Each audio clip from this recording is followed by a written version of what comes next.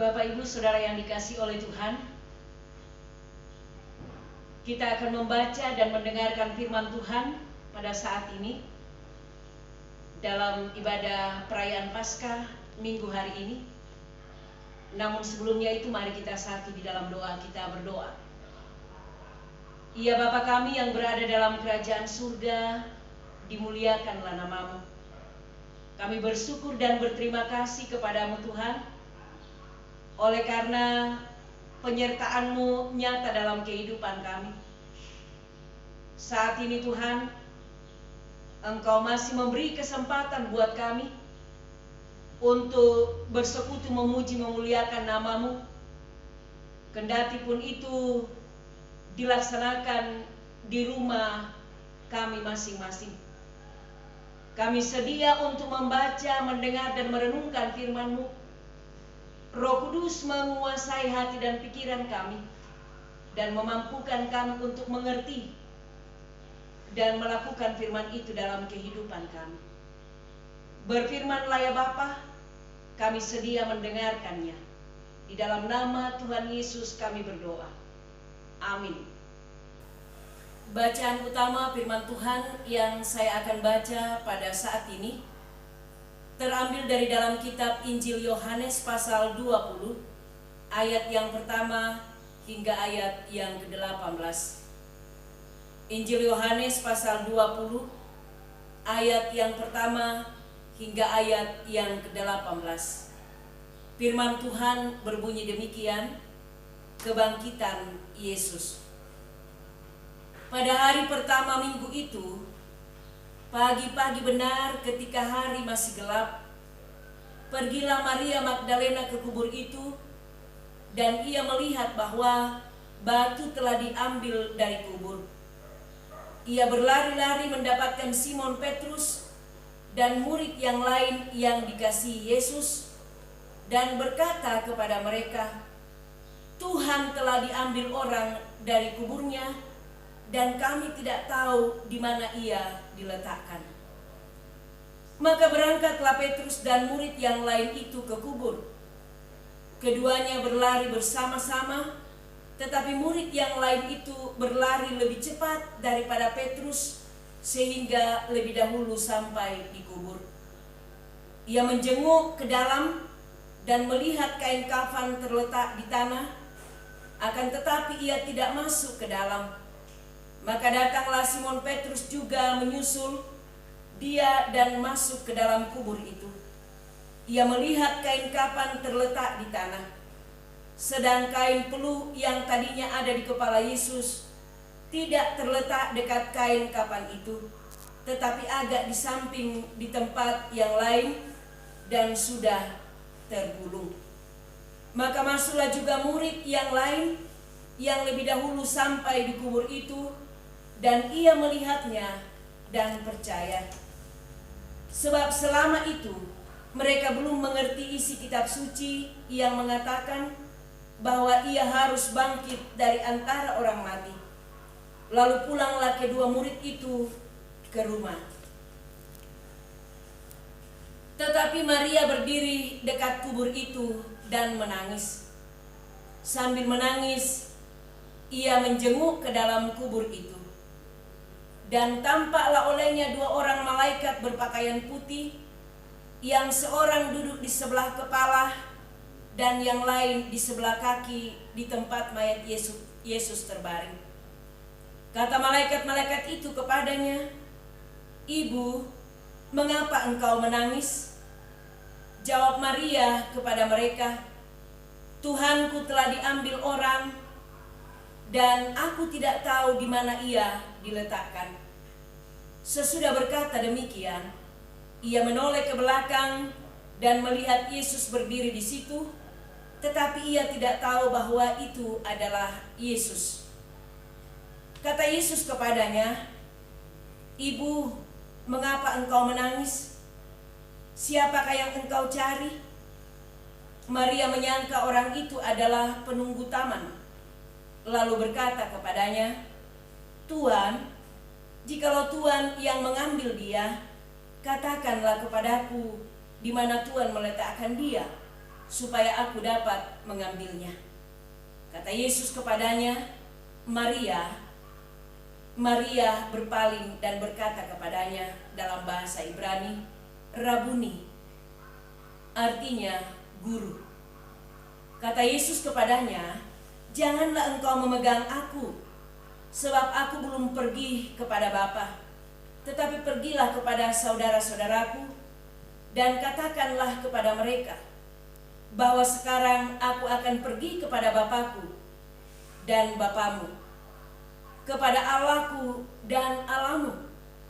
Maria Magdalena pergi dan berkata kepada murid-murid, aku telah melihat Tuhan, dan juga bahwa Dia yang mengatakan hal-hal itu kepadanya. Demikianlah firman Tuhan. Amin. Bapak Ibu sidang jemaat yang dikasihi di dalam nama Tuhan Yesus Kristus, tema perenungan kita pada pagi hari ini, aku telah melihat Tuhan. Iakilan bahasa tanah kuah kutiro motupuang. Kalau kita memakai akal pikiran kita sebagai manusia, dan kita menggunakan mata kita untuk melihat, berbicara tentang melihat Tuhan dalam hidup kita, pasti banyak kita yang mengatakan, saya belum pernah melihat Tuhan. Tetapi jikalau kita menggunakan mata iman kita melalui kebenaran firman Tuhan, pasti kita mampu mengatakan dalam hidup kita, aku telah melihat Tuhan. Karena itu Bapak Ibu Saudara yang dikasihi oleh Tuhan, ada 3 hal penting yang menjadi pengajaran dalam mempelajari kebenaran firman Tuhan dalam peristiwa Paskah pada hari ini. Yang pertama, kubur kosong dan batu telah diambil orang. Kubur kosong dan batu telah diambil orang. Hal yang kedua, malaikat Tuhan berkata kepada Maria, mengapa engkau menangis? Dan yang ketiga, aku telah melihat Tuhan. Jelas dalam pembacaan firman Tuhan, ketika Yesus mati dan dikuburkan, Maria Magdalena dan beberapa perempuan lainnya serta murid Yesus tidak dapat tidur dengan tenang. Mereka masih diliputi kesedihan, sehingga pada hari pertama minggu itu, pagi-pagi benar, hari masih gelap, Maria Magdalena dan beberapa perempuan lainnya pergi ke kubur Yesus. Mereka membawa rempah-rempah dengan harapan supaya mayat Yesus dapat bertahan lama. Namun setelah mereka tiba di kubur, mereka terkejut. Mengapa? Oleh karena batu penutup kubur itu sudah diambil orang. Batu penutup kubur itu sudah terguling. Ia berlari-lari mendapatkan Petrus dan murid lainnya dan berkata bahwa Tuhan telah diambil orang dari kuburnya dan kami tidak tahu di mana ia diletakkan. Seketika itu juga berangkatlah Petrus dan murid lainnya ke kubur itu. Sesampai mereka di kubur itu, mereka menemukan kain kafan tergeletak di tanah dan kain peluh yang di atas kepala Yesus sudah ada di samping tempat yang lain dalam keadaan sudah tergulung. Bapak Ibu Saudara yang dikasihi di dalam nama Tuhan, kubur yang kosong adalah bukti kebangkitan Kristus. Mayat Yesus tidak dicuri atau tidak diambil orang, seperti yang ada dalam pemikiran Maria Magdalena dalam ayat yang kedua pembacaan kita tadi. Tetapi Yesus sudah bangkit dari kubur. Kubur kosong membuktikan bahwa kematian atau maut telah dikalahkan atau dipatahkan oleh kuasa kebangkitan Yesus. Itu juga dapat kita baca dalam 1 Korintus pasal 15 ayat yang ke-26. Karena itu Bapak Ibu Saudara yang dikasihi di dalam nama Tuhan Yesus Kristus, sebagai orang yang percaya kepada Yesus Kristus, mari memaknai peristiwa kubur yang kosong itu, peristiwa kebangkitan Kristus itu, dengan dua hal yang penting yang harus kita miliki dalam kehidupan kita. Yang pertama adalah kita harus memiliki iman yang penuh dengan kasih kepada Yesus, bahwa Yesus yang bangkit adalah jawaban atau jalan keluar dari setiap keraguan, setiap kecemasan, bahkan ketakutan yang kita alami.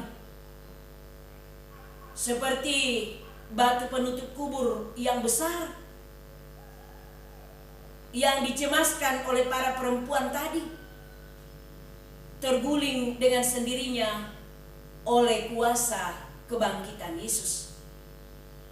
Karena itu, kalau kita mengasihi Yesus, maka yakinlah kita tidak akan menemui jalan buntu, tetapi kita akan selalu memiliki jalan keluar. Hal yang kedua, sebagai orang yang percaya kepada Yesus Kristus, kita sangat memahami di dalam kehidupan kita bahwa hidup tanpa Kristus bagaikan kubur kosong yang hampa, tanpa harapan, bahkan menakutkan. Karena itu Yesus yang bangkit sesungguhnya memberi hidup yang berpengharapan. Hidup yang berpengharapan artinya hidup bersama dengan Kristus yang bangkit. Hidup bersama dengan Kristus yang bangkit adalah hidup yang bermakna tanpa segala sesuatu yang meragukan dalam kehidupan kita. Hidup yang bermakna, hidup yang mempunyai arti, hidup yang mempunyai tujuan di tengah-tengah hidup kita. Pengajaran yang kedua dalam peristiwa kebangkitan Yesus atau dalam Paskah, ketika malaikat berkata, "Mengapa engkau menangis?"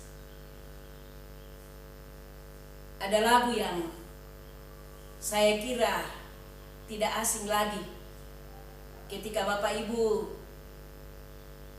masih kecil dulu, mungkin ya zaman saya atau lebih dari zaman saya. Ada lagu itu yang mengatakan, "Oh Maria, dakmu tumangi, tibuka liang napuang Yesu, mindam bungkai, malaikat bungkai, tona Allah apa, tona Allah minggu, pasikola, dioma Yerusalem, timbang-timbangi keadaan Maria Magdalena dalam keadaan sedih bersama dengan murid Yesus. Dalam duka yang amat dalam. Tetapi suara malaikat Tuhan datang. Mengapa engkau menangis? Lalu Yesus yang bangkit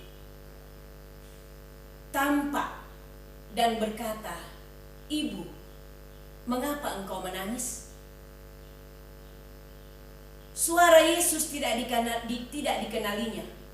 Mengapa? Oleh karena Maria memang berpikir bahwa ini mayat Yesus sudah hilang. Ini mayat Yesus bukan karena bangkit, tapi sudah diambil orang. Itu yang ada dalam pikiran Maria. Dan selain itu juga, oleh karena ada sesuatu yang menghalangi panca indera daripada Maria,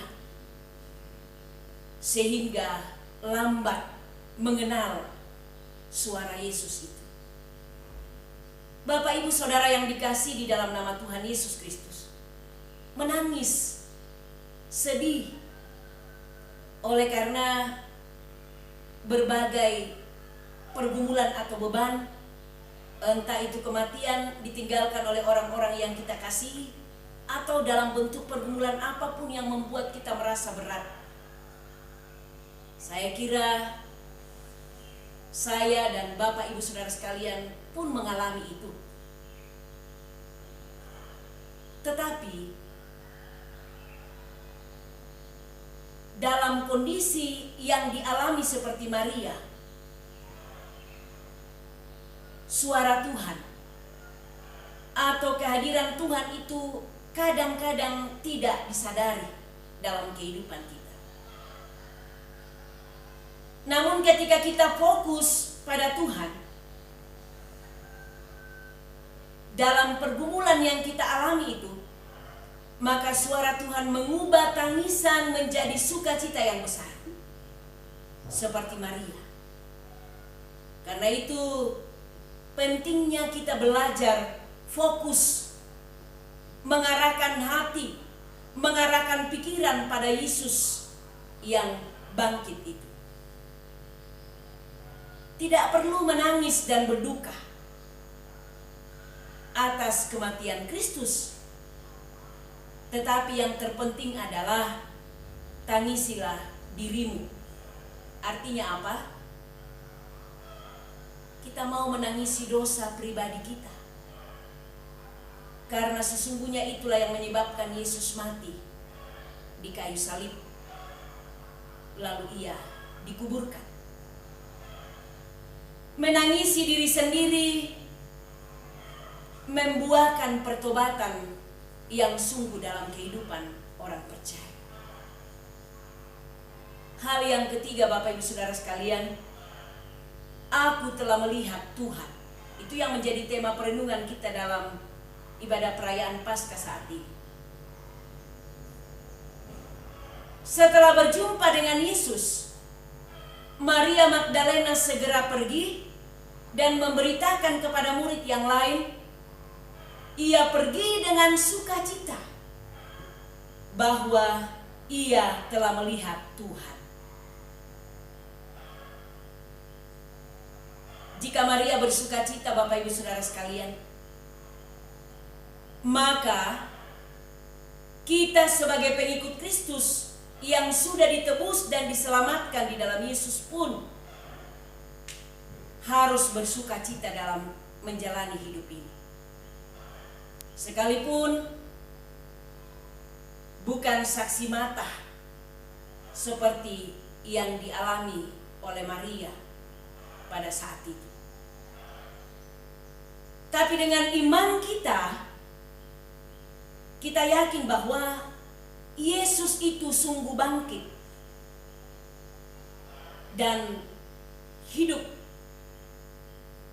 Kita sudah melihat Tuhan dalam hidup kita sehari-hari.